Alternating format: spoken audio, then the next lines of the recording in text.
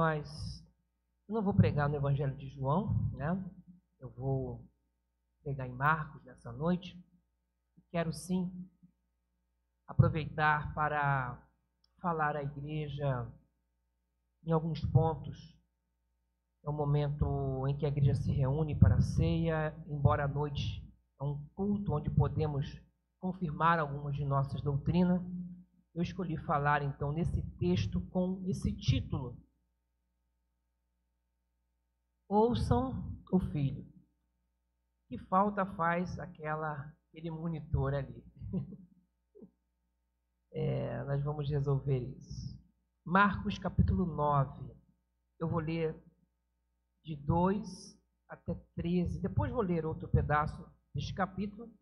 Mas inicialmente, Marcos 9, do capítulo 2 ao capítulo de número 13. Assentados, com toda a atenção, ouçamos a palavra do Senhor. 6 dias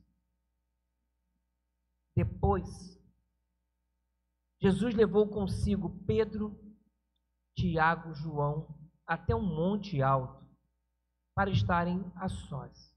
Ali, diante de seus olhos, a aparência de Jesus foi transformada. Suas roupas ficaram brancas e resplandecentes, muito mais claras do que qualquer lavandeiro seria capaz de deixá-las. Então, Elias e Moisés apareceram e começaram a falar com Jesus. Pedro exclamou: Rabi, é maravilhoso estarmos aqui. Vamos fazer 3 tendas. Uma será sua, uma de Moisés e outra de Elias. Disse isso porque não sabia o que mais falar, pois estavam apavorados. Então, uma nuvem os cobriu, e uma voz que vinha da nuvem disse: Este é meu filho amado, ouçam-no. De repente, quando olharam em volta, só Jesus estava com eles. Enquanto desciam do monte, Jesus ordenou que não contasse a ninguém que tinham visto até que o Filho do Homem tivesse ressuscitado dos mortos. De guardar um segredo, mas conversavam entre si com frequência sobre o que ele queria dizer com ressuscitar dos mortos. Então eles perguntaram a Jesus: por que os mestres da lei afirmam que é necessário que Elias volte antes que Cristo venha? Jesus respondeu: de fato, Elias vem primeiro para restaurar tudo. Então, por que as Escrituras dizem que é necessário que o Filho do Homem sofrer muito e ser tratado com desprezo?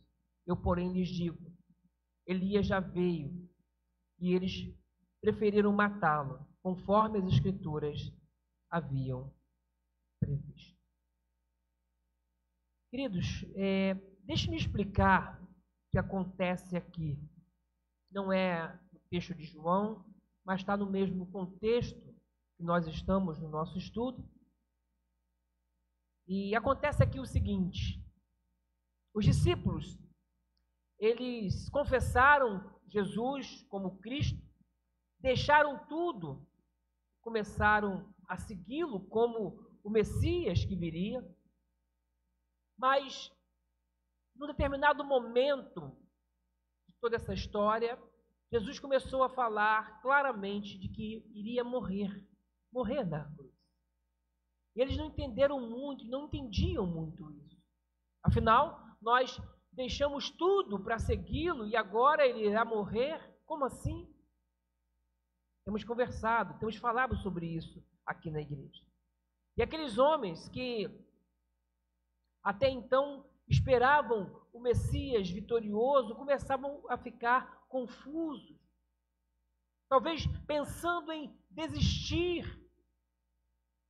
E acontece então esse episódio aqui.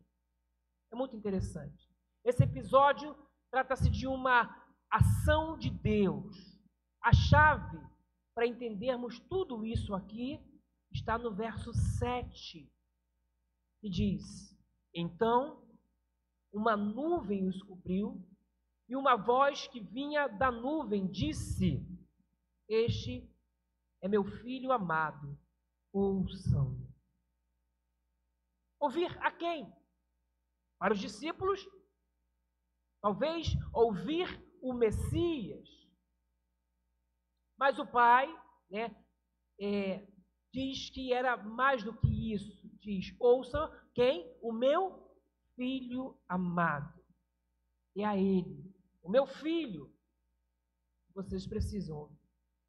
Um texto inusitado, porque o texto diz que Jesus foi transformado. As versões mais antigas dizem que ele foi transfigurado. A palavra grega é metamorfose, é passar de um estágio para um outro superior, metafisicamente falando. As vestes ficaram brancas de um jeito, diz o texto, que nenhum lavandeiro poderia lavar, talvez nem o melhor sabão em pó que você possa imaginar conseguiria produzir aquele branco. E aparecem então quem? 2 homens, juntamente com Jesus. Um deles é Elias. Nós sabemos que Elias não morreu, ele foi trasladado para o céu e agora ele aparece aqui. O outro que aparece é Moisés. Moisés morreu, mas seu corpo nunca foi encontrado. A Bíblia diz que Deus mesmo o enterrou. E aparecem os dois aqui numa cena impressionante diante dos discípulos. Uma espécie de multiverso bíblico. Não apenas 3 universos, mas 3 momentos distintos que se uniam ali diante dos olhos daqueles homens. Essa cena está em consonância com Malaquias 4, 5 e 6. Malaquias é o último livro do Antigo Testamento. Lá diz que era necessário obedecer a Moisés. E diz que Elias viria e prepararia então o caminho. Diz lá o texto, Malaquias 4, de 4 e 5. Lembrem-se de obedecer a lei de Moisés, meu servo, a todos os decretos e estatutos que dei a todo Israel no Monte Sinai. Vejam, eu lhes envio o profeta Elias antes da vinda do grande dia e terrível dia do Senhor. Então, aqui temos Moisés e Elias, e aparecem então esses dois diante de Jesus. Elias tipifica os profetas. Havia uma crença dentre os judeus que antes que viesse então o Messias, Elias voltaria. Jesus vai dizer no texto que lemos que Elias já veio. Ele diz que Elias já veio e que Elias é João Batista e Jesus era então o Messias tão esperado. Os judeus não creram que Jesus era o Messias, por isso hoje, até hoje, esperam que Elias volte. Sabiam disso? Até hoje, na Páscoa, eles deixam uma cadeira vazia, esperando a volta de Elias, antes do Messias. Mas a Bíblia diz que Elias já veio. Quem é então esse Elias? Entendemos no estudo bíblico que é João Batista, aquele que preparou o caminho para a vinda do Messias. Algumas religiões, por causa dessa informação, dizem que João Batista era a reencarnação de Elias. Nós não cremos em reencarnação, mas ainda que pensássemos dessa maneira, não poderia ser, porque Elias não morreu. Então, Elias não pode reencarnar. Aqui, Elias tipifica os profetas, mas e Moisés? Quem ele simboliza nesse encontro, nesse momento? A lei. Então, preste atenção nisso, irmãos. Estão juntos aqui Moisés e Elias. A lei e os profetas. Ou seja, o Antigo Testamento diante dos discípulos. Como eu falei, os discípulos ficaram extasiados com aquilo que estavam vendo. Naquele momento, houve uma voz lá do céu que diz assim: este é meu filho amado, a ele ouve. Não é a lei, não são os profetas, mas é Jesus que precisa ser ouvido. Não é mais a lei, não são mais os profetas, mas é Jesus que deve ser seguido. Não é mais o Antigo Testamento, mas o Novo Testamento. E antes que digam que eu estou negando e abandonando o Antigo Testamento, quero dizer que não é isso. Quero dizer que nós temos a revelação completa aqui. Hoje nós podemos compreender o Antigo Testamento à luz de tudo que se cumpriu no Novo Testamento. A mensagem do Antigo Testamento, a mensagem de Moisés, a mensagem dos profetas, todas elas apontavam para Cristo, para Jesus Cristo. E ele vem e completa toda a revelação. Por isso nós pregamos Cristo, por isso nós precisamos ouvir Jesus Cristo. A nossa mensagem, a nossa pregação é esta mensagem do Evangelho de Cristo. Por isso, na ceia, Paulo vai dizer: eu vos entreguei o que também recebi, porque essa é a nossa mensagem. Não podemos criar ou inventar uma outra mensagem. E a mensagem do Evangelho é Cristo crucificado, morto e ressuscitado para nos dar a vida eterna. A mensagem do Evangelho, ela não é riqueza, não é prosperidade. Outro dia eu ouvi uma mensagem dizendo que nós deveríamos saquear os bens do inimigo. Parei no ato. Não sei nem o que significa isso. A mensagem do cristianismo é Cristo. Por isso Deus diz: ouçam. Em linhas gerais, esse episódio da transfiguração, da transformação, nos ensina exatamente isso. O tempo do Messias chegou. E o Messias era Jesus de Nazaré, quem deveria ser ouvido. Irmãos, embora pareça, eu não vou pregar exatamente sobre Moisés, Elias e Jesus. Mas eu quero falar sobre 3 momentos desse texto.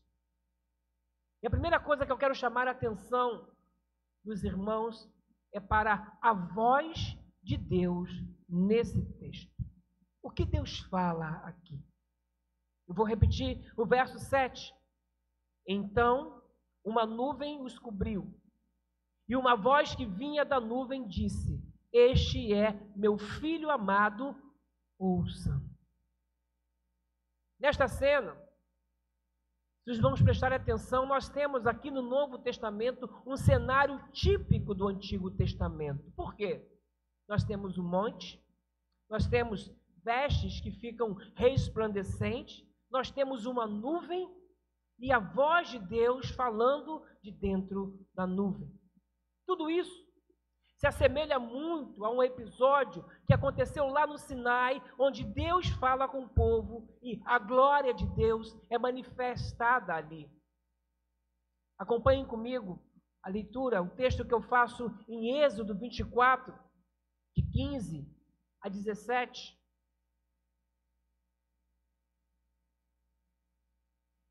Êxodo 24, de 15 a 17 diz: então Moisés subiu ao monte e a nuvem cobriu o monte. A glória do Senhor passou sobre o monte Sinai e a nuvem o cobriu por 6 dias. No 7º dia, o Senhor chamou Moisés de dentro da nuvem. Para os israelitas que estavam ao pé do monte, a glória do Senhor no alto do Sinai parecia um fogo consumidor. A nuvem cobriu durante 6 dias. Reparem o texto de Marcos. Marcos 9:2 começa: 6 dias depois, Jesus levou consigo Pedro, Tiago e João. É então o 6º dia, e agora ele é transfigurado, a glória do Senhor surge ali. Eles estão no monte e é mais uma vez um momento de grandes revelações, da glória de Deus ser revelada. No texto de Marcos, nós temos o monte, a nuvem, temos Deus falando, temos as vestes brancas ali. Mas o que Deus está falando então? Nesse cenário semelhante, a mensagem é a seguinte: vocês se lembram do Sinai? Lembram quando eu apareci a Moisés e dei-lhes uma lei, dei os meus estatutos, os meus ensinamentos? Muito bem, é Deus falando. Eu estou novamente aqui. Eu estou aqui de novo. E quero dizer para vocês que estou fazendo e trazendo uma nova revelação. Eu estou trazendo uma nova palavra. E através desta nova palavra, eu vou formar um novo povo, a igreja do Senhor. Eu estou trazendo uma nova palavra. E nós vamos ver lá em João no início, dizendo que no princípio era a palavra. Lembra?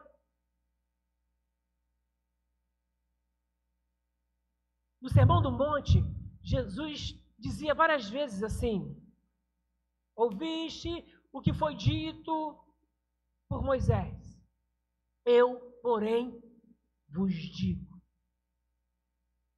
Palavra a ser seguida, a partir de agora, é a palavra de Jesus. As orientações de Moisés precisavam ser entendidas, compreendidas, mas ele está dizendo: vocês não seguem mais a Moisés, eu sou maior que Moisés. As práticas, os ritos do Antigo Testamento ficaram todos para trás. Eu estou fazendo um novo povo, eu tenho uma nova mensagem, eu tenho uma nova palavra. Nós precisamos compreender isso.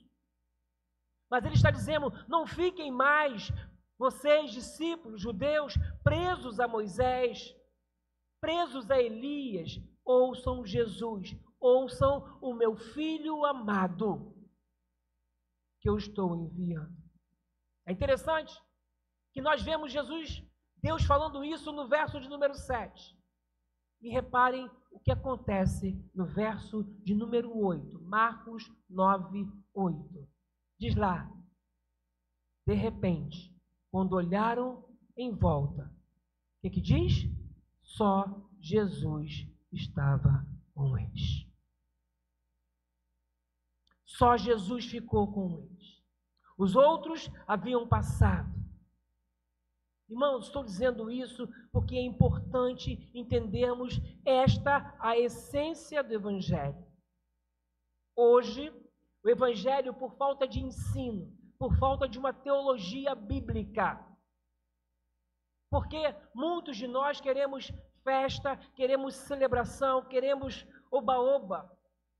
Nós temos tido e visto um cristianismo ser judaizado. Eu não entendo isso, igreja do Senhor.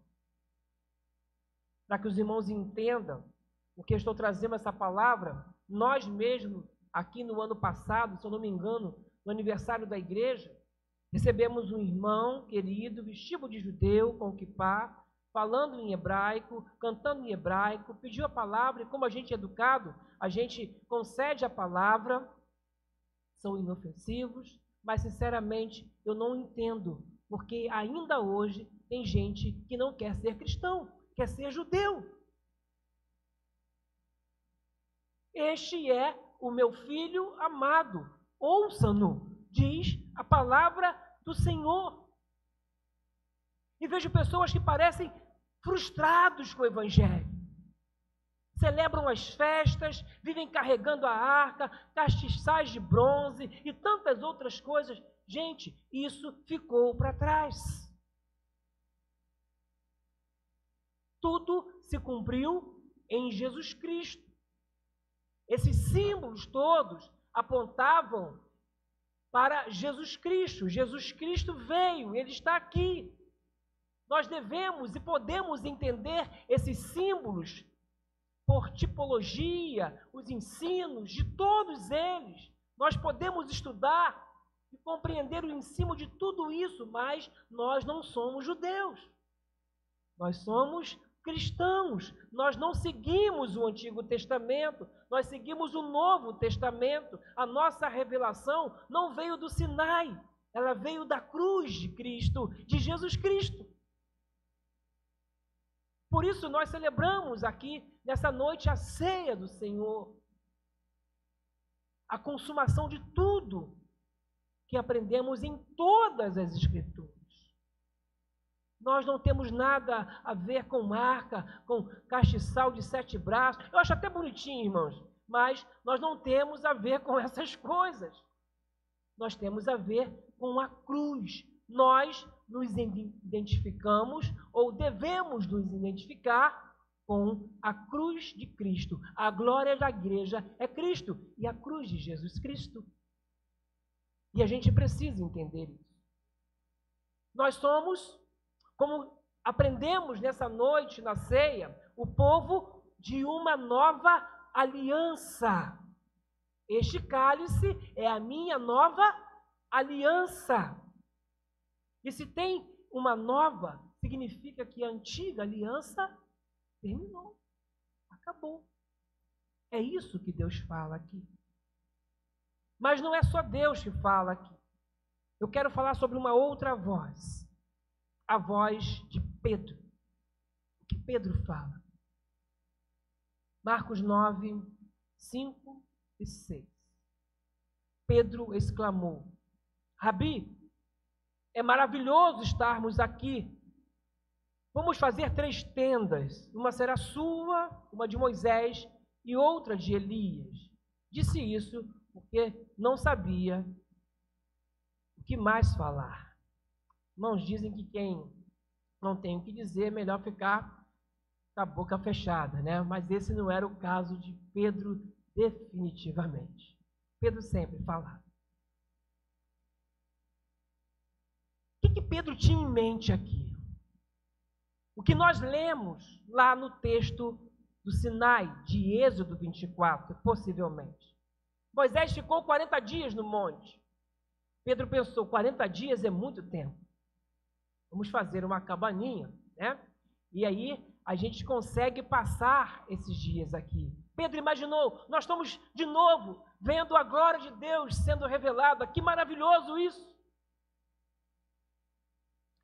Se Moisés esteve 40 dias, então Jesus, isso também vai acontecer com ele. Não, Pedro. Nós não podemos comparar Jesus a Moisés e Elias, porque Jesus é Deus. Ele é maior que eles. Pedro estava assim, muito bem intencionado, e ele tentou colocar Jesus na mesma condição de igualdade de Moisés e Elias. E por que eu estou dizendo isso, irmãos? Porque precisamos também ter muito cuidado com isso. Há muita voz de Pedro nos dias de hoje. Há muita gente diminuindo a importância de Jesus Cristo. Para muitos, Jesus é um homem, como tantos, como Moisés, como Elias.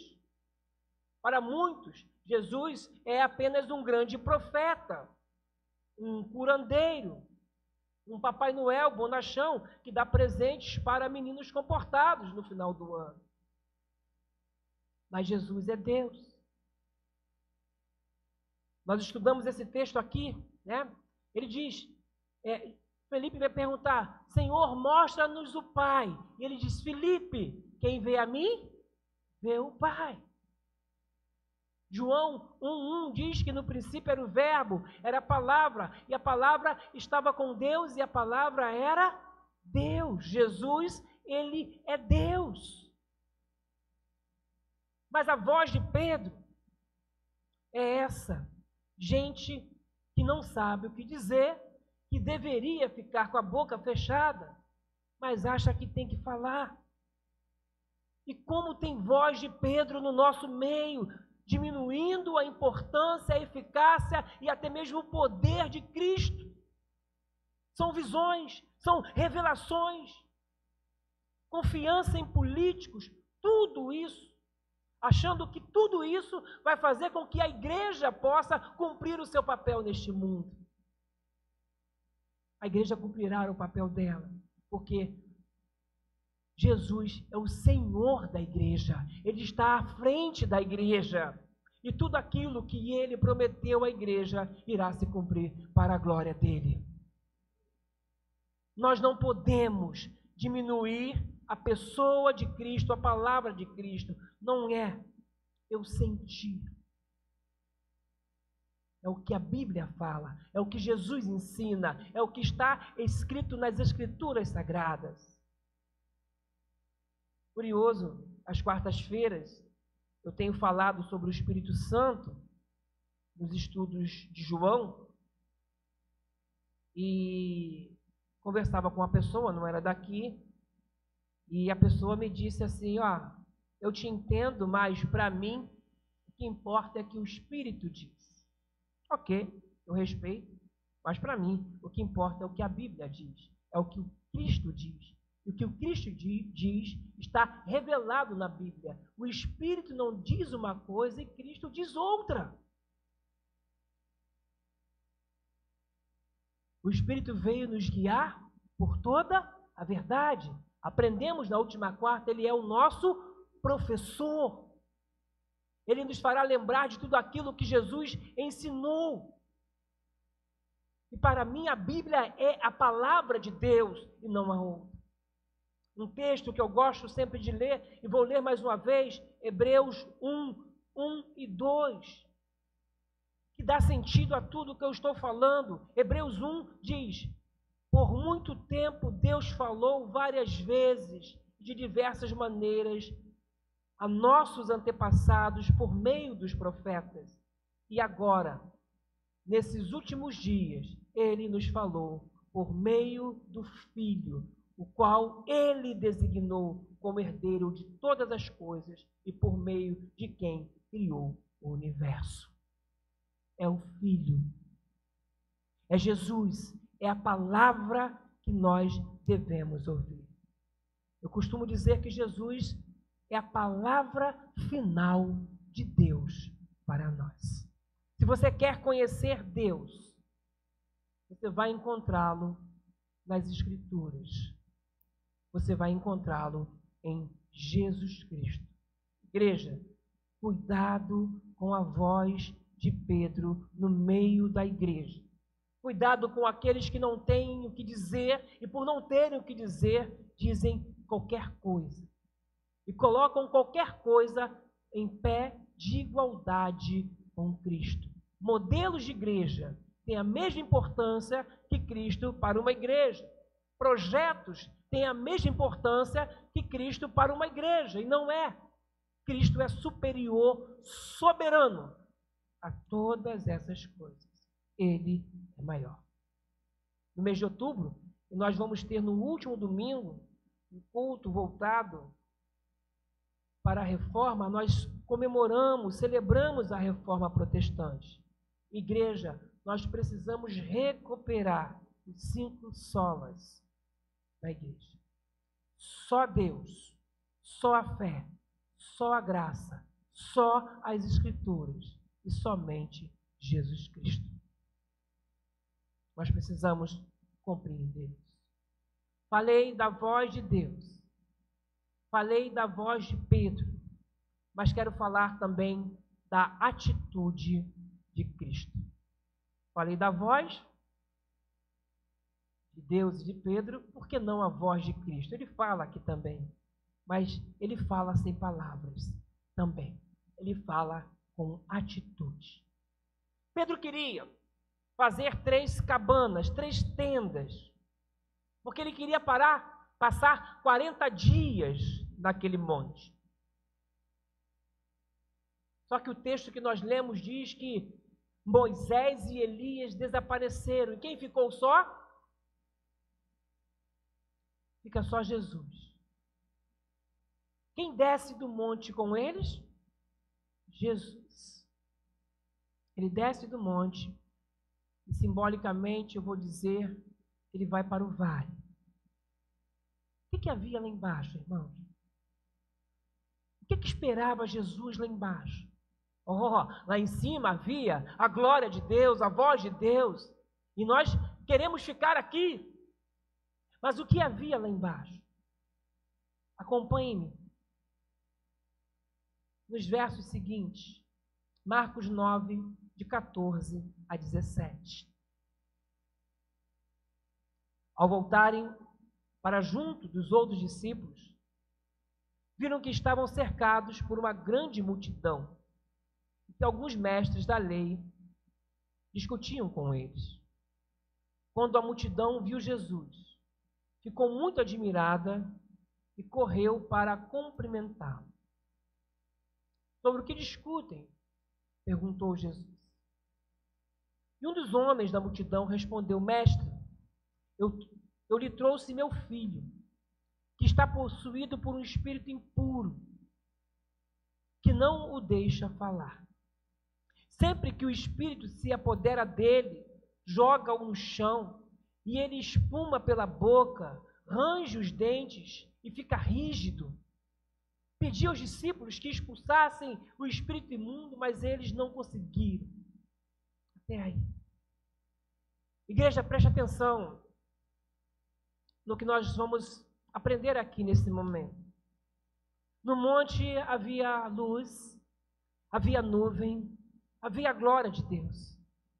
No monte estava a glória de Deus e Pedro queria ficar no monte. Lá embaixo haveria futuramente a cruz de Cristo. Mas antes da cruz, havia lá embaixo o quê? Pessoas necessitadas de Cristo. Nós lemos o texto e vemos que havia um jovem endemoniado, doente, que tinha convulsões. E muitas vezes nós, como igreja, nós queremos ficar, sabe aonde? No monte. Entende isso? Eu não estou criticando o hábito de orar no monte, não é isso. Porque o nosso monte pode ser a igreja. Nós queremos ficar aqui. Nós queremos fazer as nossas tendas, as nossas cabanas aqui, porque nós queremos que fique o mais confortável possível. E se pudéssemos, passaríamos os nossos dias aqui. Porque para muita gente, a vida cristã é viver no monte, é viver dentro do templo, é viver batendo palma, pulando, dançando, fazendo tantas coisas assim. Vocês sabem da minha filosofia, eu sou um dos maiores defensores da igreja. Eu exorto todos os dias a igreja para que participemos dos cultos. Aliás, eu não consigo compreender um cristão que não goste de cultuar, que não goste de adorar, que não goste da comunhão. Honestamente, não é um cristão. Mas a vida cristã, de verdade, ela será vivida ao sairmos daqui, irmãos. Não é aqui dentro. A verdadeira vida cristã, ela acontece lá fora, onde os demônios estão soltos e onde a igreja precisa atuar com poder, com testemunho. É lá fora, onde os jovens estão doentes, tendo convulsões. É lá fora, onde as pessoas estão necessitadas, que nós precisamos estar presentes, levando essa mensagem do Evangelho, essa mensagem de Cristo. Porque a verdadeira vida cristã, ela acontece lá fora. Quando o pai chega com lágrimas, pedindo ajuda para os seus filhos. Quanta gente, quantas ideologias acabando com a vida dos nossos jovens lá fora e nós trancados aqui dentro. Tem uma cena nesse texto que me impressiona, que diz aqui que os discípulos não conseguiram expulsar os demônios. Há igrejas que são muito festivas, que fazem muito alaridos, mas não tem poder para agir na vida das pessoas. Não tem uma palavra de transformação. Igreja, preste atenção, embora nós gostemos muito disso, não é de festa, de celebrações que as pessoas precisam. As pessoas precisam de transformação. Quanta atividade nós promovemos e tão pouca transformação. Nós precisamos entender isso. Precisamos ir ao monte, ou seja, precisamos vir e estar na igreja, sim, mas não podemos ficar trancados na igreja. Por que estou trazendo essa mensagem no dia de hoje? Normalmente falo assim pela manhã. Deus tem colocado no meu coração uma filosofia ministerial. Nós temos transmitido isso para a igreja aos poucos. Um projeto de Deus para a vida da nossa igreja, para sermos relevantes, para fazermos nós a diferença, de fato, na nossa comunidade. Esse projeto envolve graça e verdade, envolve comunhão, envolve envolvimento com a comunidade, com a necessidade das pessoas. Então, estamos aqui por quê? Porque precisamos ter comunhão. É preciso que haja harmonia entre nós. É preciso que estejamos aqui com o mesmo propósito, para sairmos daqui e nos envolvermos de verdade com a nossa comunidade. Irmãos, honestamente, Deus tem colocado isso no meu coração e eu não vou ficar preso a picuinhas do passado, comportamentos infantis que impeçam que o reino de Deus avance. Entenda isso se você não entendeu ainda. A nossa igreja precisa se unir cada dia mais no propósito de viver o Evangelho de Cristo na nossa vida diária. Seja no nosso condomínio, na nossa rua, aonde nós moramos.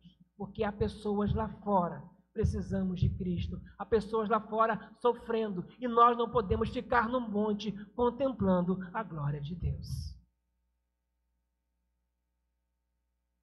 Quando Jesus desce, ele pergunta assim, verso 21. Jesus perguntou ao pai do menino, há quanto tempo isso acontece com ele? Desde que ele era pequeno, respondeu o pai. Muitas vezes o Espírito lança no fogo ou na água e tenta matá-lo. Tem misericórdia de nós e ajude-nos se puder. Há um clamor lá fora. Há um clamor lá fora. Como eu falei, jovens com a mente confusa. O pai responde desde a infância, crianças, sofrendo desde criança, pais dizendo, tem misericórdia de nós, e a gente querendo celebração, celebração, celebração. Irmão, nós estamos no primeiro domingo de outubro, e você que está ensaiando para as programações de final de ano, do coral, para o teatro, bênçãos da nossa igreja. Não traga só gente para ver você se apresentar, não. Traga gente necessitada, precisando ouvir a mensagem de uma maneira diferente, de uma maneira contundente. Nós temos pelo menos 2 meses para orar por alguém que precisa dessa mensagem transformadora para estar aqui. Traga gente que está sofrendo e não sabe. Gente que está indo para o inferno e não sabe. E nós precisamos pregar o Evangelho. Ah, que cantata bonita, né? Eu ficaria aqui dentro ouvindo isso por 2 horas. Fica uma só. A outra hora você vai lá fora e ensina aquilo que você aprendeu com as músicas, com as palavras, com a mensagem do Evangelho. É isso que nós precisamos fazer. Nós temos uma mensagem transformadora. E para fora desses portões, pessoas necessitadas, precisando de salvação. Nós não podemos ficar parados querendo contemplação. Precisamos servir ao mundo. Lembra das palavras de Jesus? Tive fome, me deste de comer. Tive sede, me deste de beber. Estava preso, foste me visitar. Estava nu e me vestiste. É isso que nós precisamos assimilar, que há pessoas necessitadas lá fora. Servir a Deus não é só cantar, participar de reuniões. Servir a Deus é ir ao encontro dessas pessoas. Porque é lá fora que nós passamos a maior parte do tempo das nossas vidas. Eu quero concluir a minha palavra nessa noite. Falamos sobre a voz de Deus. E a voz de Deus ensina que há Jesus, igreja, que nós precisamos ouvir, que há Jesus que nós precisamos pregar e anunciar. Ouvimos a voz de Pedro. E há muita gente colocando tantas coisas no mesmo patamar que Jesus Cristo. Jesus é maior que tudo, que todos. E nós vimos aqui a atitude de Jesus. Por mais que fosse mais confortável ficar ouvindo a voz de Deus, contemplando a glória de Deus, havia uma missão a ser cumprida. Ele precisou descer do monte, porque havia gente necessitada, precisando do poder de Deus. Igreja, muitos seguem Moisés, muitos seguem profetas. Nós vamos seguir Jesus Cristo. Amém? Muitos seguem e ouvem a voz de Pedro e tantas outras vozes. Mas nós precisamos ouvir a voz do Pai, a voz de Deus. Muitos querem o monte, querem o templo, querem conforto, querem contemplação, mas nós queremos serviço. Nós precisamos imitar a atitude de Jesus Cristo. Porque não é aqui dentro, é lá fora. Estão os jovens, as crianças, as enfermidades físicas, as enfermidades espirituais, as necessidades, está tudo lá fora. E a gente não pode ficar aqui dentro.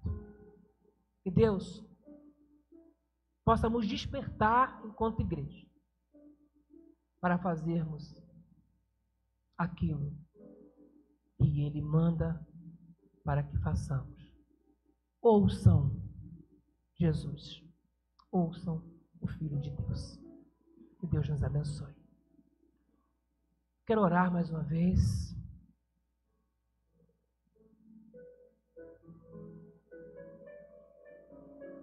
Quero orar pelas nossas vidas enquanto igreja, Senhor. Essa palavra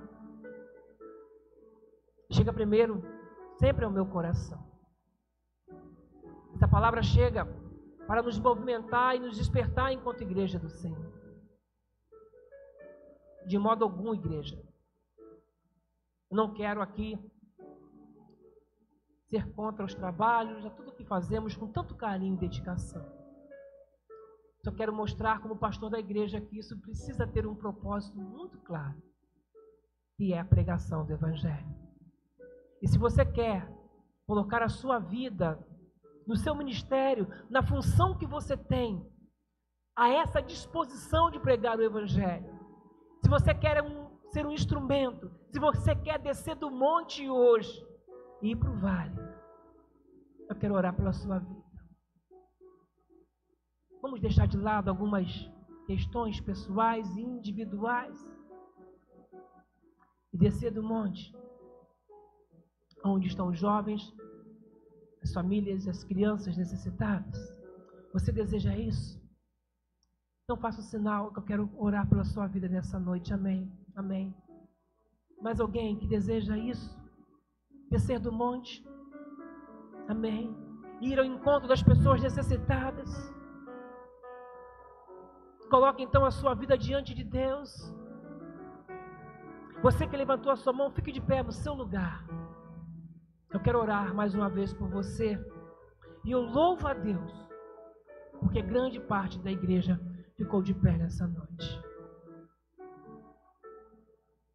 Soberano Deus e Pai, esta é a Tua palavra. E obrigado, Pai, por chegar ao final desta palavra que deve mexer com todos nós. É a Tua palavra. Que sejamos uma igreja bíblica, Pai, relevante, que conhece a palavra, que conhece o Evangelho, Pai. Possamos ser uma igreja, Pai, entusiasmada, com atividades, com corais, ó Pai, com equipe de louvor, com teatro, com juventude, com tudo isso, Pai, que faz parte da nossa pregação, Pai. Mas que muito mais, que não sejamos pessoas contemplativas, pessoas que estão aqui apenas para ficar numa posição confortável.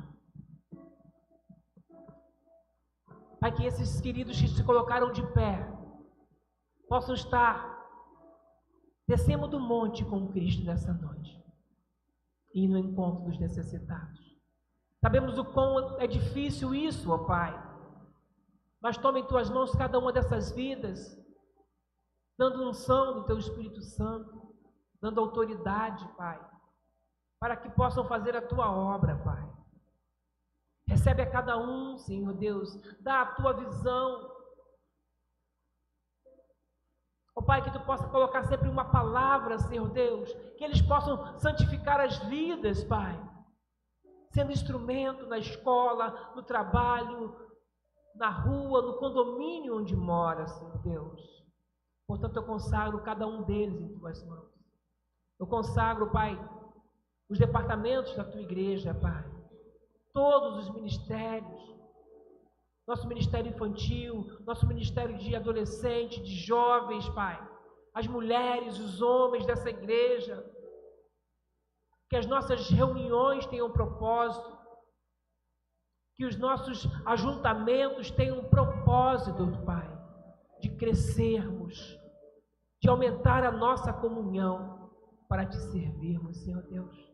Portanto, dai-nos um coração, Senhor Deus, alinhado contigo. Dai-nos um coração ensinável, Pai, para que a gente possa descer do monte contigo, para pregar aqueles que precisam ouvir de Ti, Pai. Muito obrigado, Pai, por essa noite. Recebe a Tua igreja, é o que nós Te pedimos, no nome de Jesus. Amém. Deus abençoe os irmãos.